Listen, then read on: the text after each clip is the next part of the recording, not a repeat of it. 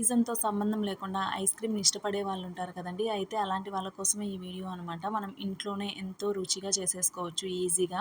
ఇంట్లో ఉండే అవైలబిలిటీలో ఉండే ఇంగ్రీడియెంట్స్‌తోనే అనమాట. సో, దీనికోసం అయితే నేను హాఫ్ లీటర్ పాలు తీసుకున్నానండి. దీంట్లో మీగడ అనేది సెపరేట్ చేయకుండా ఉంటాయి కదా! ఫ్యాట్ మిల్క్ అని ఉంటుంది కదా! ఆ మిల్క్ తీసుకోవచ్చు. లేదంటే మనకి బర్రె పాలైనా పర్లేదు. అవైనా యూజ్ చేసుకోవచ్చనమాట.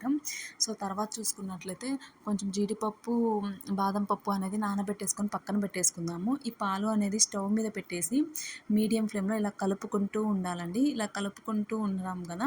సో, హై ఫ్లేమ్‌లో పెట్టేసినట్లయితే పొంగిపోతాయి. సో, దగ్గరుండి దీన్ని కలుపుకోవాలనమాట. తర్వాత ఇందులో డ్రై ఫ్రూట్స్‌లో వాటర్ తీసేసి ఈ పాలనేది యాడ్ చేసేసుకొని ఇంకాసేపు నానబెట్టేసుకుందాము.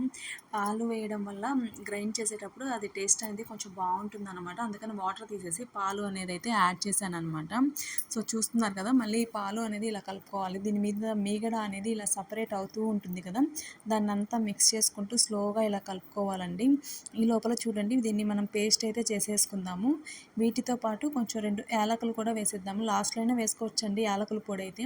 ఇవి యాలకులు కాబట్టి గ్రైండ్ చేసుకోవడానికి బావుంటుందని చెప్పి నేను ఇప్పుడు వీటిలోనే యాడ్ చేసేసాననమాట.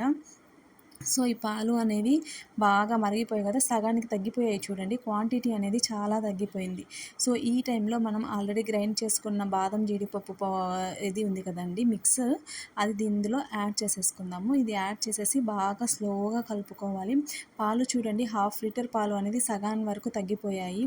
సో, ఇది కూడా వేసేసి పచ్చి వాసన పోయేంత వరకు మీగడ అంతా వేసేసుకొని కలుపుకోవాలి. మనం కలర్ కోసం ఫుడ్ కలర్ యూజ్ చేసుకోవచ్చండి. లేదు అనుకుంటే ఇలా ఇది ఉంది కదా! కస్టర్డ్ పౌడర్ ఉంది కదండీ! అది ఒక 2 స్పూన్స్ అనమాట.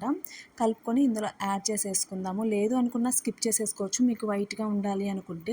నేనైతే కొంచెం కలర్ కోసం అని చెప్పి ఇది కస్టర్డ్ పౌడర్ అనేది యాడ్ చేశాను. 2 స్పూన్లు అయితే యాడ్ చేసేసుకున్నాననమాట. సో, చూస్తున్నారు కదా! ఇలా కలుపుకుంటూ మీడియం ఫ్లేమ్‌లో హీట్ చేసుకుంటూ ఉండాలండి. ఈ ఐస్ క్రీమ్ అనేది మన ఓపికని బట్టి అండి మెల్లగా ఒక 45 మినిట్స్ దాకా పడుతుందనమాట. పాలు అనేవి బాగా ఇంకిపోవాలి. మీగడ అనేది సపరేట్ అవుతూ ఉంటుందనమాట. ఈ సపరేట్ అయిన మీగడని మళ్ళీ పాలల్లో వేసుకొని కలుపుకుంటూ ఉండాలి. ఫైనల్‌గా చూడండి చాలా తగ్గిపోయింది కదా పాల క్వాంటిటీ అనేది. ఇప్పుడు దించేసుకొని కంప్లీట్‌గా చల్లార్చుకొని పక్కన పెట్టేసుకోవాలి. ఇప్పుడు మనం ఒక మిక్సీ జార్ తీసుకొని ఒక హాఫ్ కప్పు బెల్లం అనేది తీసుకున్నానండి. ఇది హాఫ్ లీటర్ పాలు కాబట్టి ఒక 2-3 స్పూన్స్ ఉంటుందన్నమాట బెల్లము. దీన్ని గ్రైండ్ చేసేసుకుందాము ఇప్పుడు. సో, గ్రైండ్ చేసేసుకున్నాక చూడండి ఇలా వస్తే సరిపోతుందనమాట. దీన్ని మనం ఏదైనా మన దగ్గర ఉండే బాక్సులో వేసేసుకొని ఫ్రీజ్ చేసేసుకోవాలి ఒక 10 అవర్స్. నేనైతే ఈవినింగ్ ప్రిపేర్ చేసేసి నైట్ అంతా ఉంచేసానండి. మార్నింగ్ అయితే ఇలా టేస్టీగా రెడీ అయిపోయింది. ఇలాంటి వీడియోస్ కోసం ప్లీజ్